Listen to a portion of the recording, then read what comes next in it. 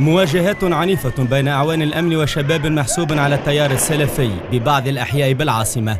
المكان حي التضامن، حي الانطلاقة، ودوار هيشر.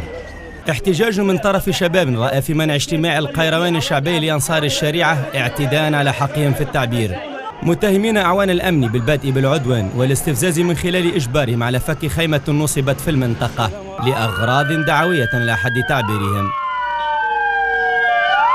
تروي لنا ماذا شاهدت بالضبط صبيحة هذا اليوم؟ خويا نحن قاعدين فوق سور مغاديكا وهم جاوا الحاكم ضربونا بالغاز، يعني يا انسان برا نقز موت.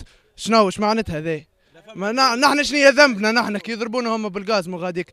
كي نموت انا تبكي يومي انا وهو لا. وربما قمتم بقذف قوارير مولوتوف على رجال الامن. ايه جمله ما فماش جمله، والله ونقسم بالله العظيم ما ضرب حتى واحد وما عمل حتى شيء.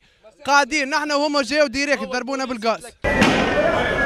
كان بالإمكان تفادي مواجهة اليوم إذ لا مبرر للإفراط في استعمال العنف حسب رواية بعض شباب حي التضامن بالعاصمة. نحن لا حضرنا مولوتوف، لا حضرنا سلاح، لا حضرنا حتى شيء، نحن ومعنا حتى شيء.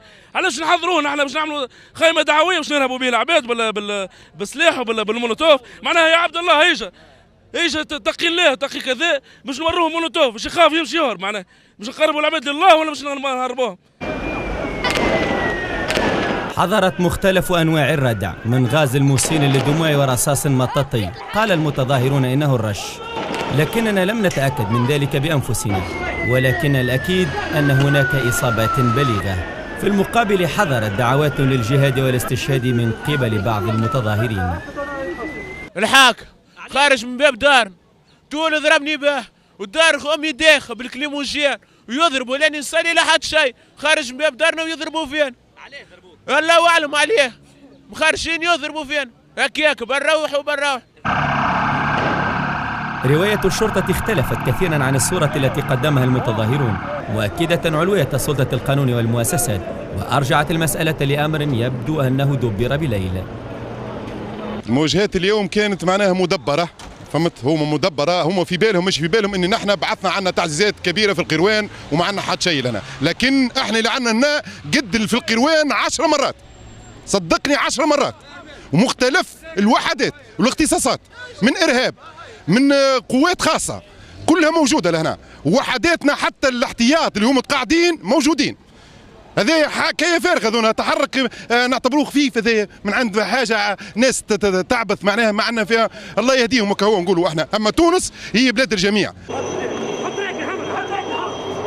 بلغنا نبأ تعرض أحد الشباب السلفي لإصابة بليغة، فزرنا مستشفيات كثيرة للتأكد من صحة الخبر، لكننا وجدنا مكان ذلك شرطيا احترق نصفه الأسفل نتيجة إصابته بقارورة مولوتوف حسب روايته. كعبة مولوتوف. أصابتك على مصطبة رجليه؟ ايه مولوتوف. تحيا تونس. سؤال من البادئ بالعدوان يبقى غامضا، ولكن الواضح والجلي أن لهذه الثورة أعداء متربصون، ولهذا الشعب رب يحميه. عادل الرزقي، قناة المتوسط، تونس.